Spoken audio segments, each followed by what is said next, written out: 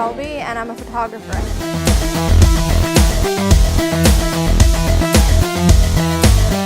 When I was a child, my sister introduced me to photography. She was constantly taking pictures of me nonstop, and it just really opened a new world to me. Like, I'm strongly attached to documentation. I think there's something that's really neat about it, and that we need to remember what happens in our life, because we're not always going to remember that. So I think that's where I was brought into the whole world of photography, and there's just so many doors you can open with it. Rather than just taking a picture, you can edit it to the mood that you were feeling and just change everything about it if you want to, or you can leave it just the way it is.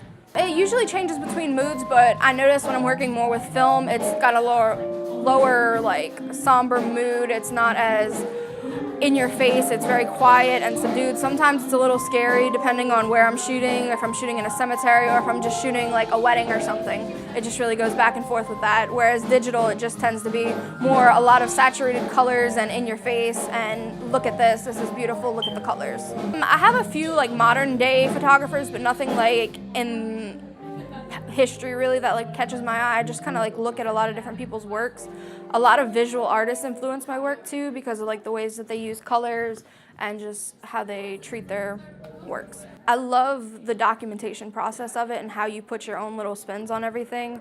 It's not just, this is my work and it's always about me. I can help people remember things like wedding days and special events, and it's a really great feeling that I can help people remember.